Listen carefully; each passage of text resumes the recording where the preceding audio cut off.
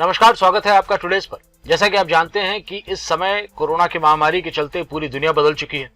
लोगों के मन में कई सवाल हैं, कई एक ऐसे सवाल हैं इंडस्ट्री के दिमाग में भी जो बार बार पूछे जा रहे हैं और जिनका उत्तर कुछ अभी साफ है नहीं हमारे साथ। पहला प्रश्न ये कि क्या कोरोना के बाद इंडस्ट्री पूरी तरह से वापस उस जगह पहुंच पाएगी जहां पर वो पहले थी? क्या थिएटर्स में लोगों को बैठने का उसी तरह मौका मिलेगा जिस तरह पहले बैठा करते थे, हर एक सीट पर एक व्यक्ति, या सीट छोड़ करके बैठना होगा, 3 सीट में 1 सीट पर बैठना होगा, कुछ नहीं पता है। और वैसी परिस्थिति में फिल्म इंडस्ट्री को रिटर्न कितना मिल पाएगा थिएटर्स से, ओटीटी से, इन तमाम बातों पर भी अभी सवाल उठ रहे हैं और ये सवाल और गंभीर होते चले जाएंगे जैसे जैसे समय गुजरेगा।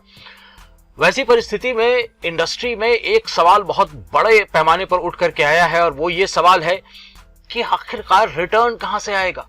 जी हाँ, रिटर्न लाना बहुत बड़ा काम होता है फिल्म इंडस्ट्री के लिए। कोई भी फिल्म जो बनती है उसकी लागत अगर वापस नहीं आती है तो इंडस्ट्री को बहुत लॉस होता है। प्रोड्यूसर्स कई बार दिवालियेपन तक पहुंच जाते हैं। ये कहानियां हमने सुन रखी हैं। हालांकि अब तो उतना नहीं होता है क्योंकि कॉर्पोरेट पैसा लगा रहता है। फंडिंग जो है एक डिफरेंट तरीके से होती है। Individuals don't fund movies now. लेकिन वैसी परिस्थिति में भी जो है कहीं ना कहीं नुकसान तो इंडस्ट्री को ही उठाना पड़ता है। अब सवाल ये उठ रहा है कि अगर मान लीजिए कि फिल्में जो हैं वो रिटर्न देने की स्थिति में नहीं आ पाती हैं, यानी हर फिल्म व्यक्ति न देखे, फिल्म वही देखे जो कि बहुत ज्यादा अच्छी हो, तो वैसी परिस्थिति में सब्जेक्ट्स का चयन कैसे किया जाए? क्योंकि कई बार अच्छे सब्जेक्ट फ्लॉप कर जाते हैं, कई बार बुरे सब्जेक्ट चल जाते हैं। अब ऐसी हालत में यह माना जा रहा है कि इंडस्ट्री में सीक्वल्स का जो चलन अभी चल रहा है ये और बढ़ेगा। और क्यों बढ़ेगा और कैसे बढ़ेगा ये मैं बताता हूं आपको। मैं सीक्वल्स की ऐसे नहीं बात कर रहा हूं कि फिल्म की सीरीज बन जाए गोलमाल की या सिंघम की। सीक्वल्स आएंगे अब क्लासिक फिल्म्स के, जैसे सड़क का सीक्वल आया, करीब 31 साल के बाद एक सीक्वल आया। इसी तरह से सीक्वल्स आएंगे फिल्म जैसे है दीवानगी, इसका एक सीक्वल आने की बात हो रही है अजय देवगन को लेकर के। इसी तरह से जो है बातचीत चल रही है, एक फिल्म थी ट्रैफिक, उसके भी सीक्वल की बात चल रही है और यह भी कहा जा रहा है कि ट्रैफिक के सीक्वल में अजय देवगन की एंट्री कराई जाएगी। मैं अभी 2 एग्जाम्पल आपको अजय के दे रहा हूं क्योंकि अजय को मैं बहुत ज्यादा पसंद करता हूं और मैं आमतौर पे उनकी फिल्मों को बहुत फॉलो करता हूं।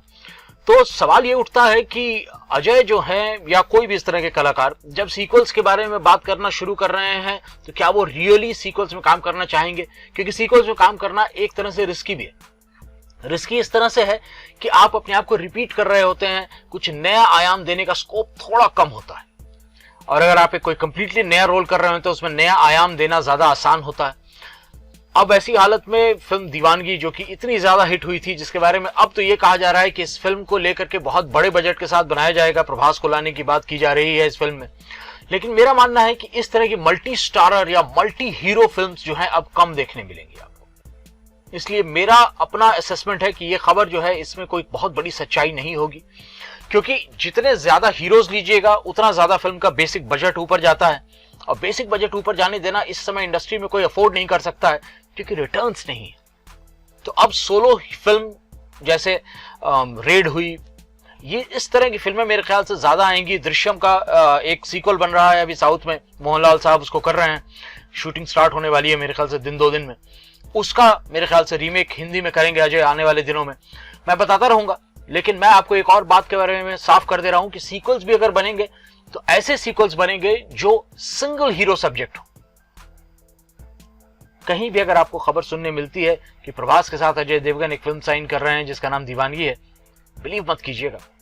हालांकि हकीकत यह है कि इस इंडस्ट्री में कभी भी कुछ भी हो सकता है, लेकिन इन हालात में मुझे नहीं लगता कि ये होने वाला।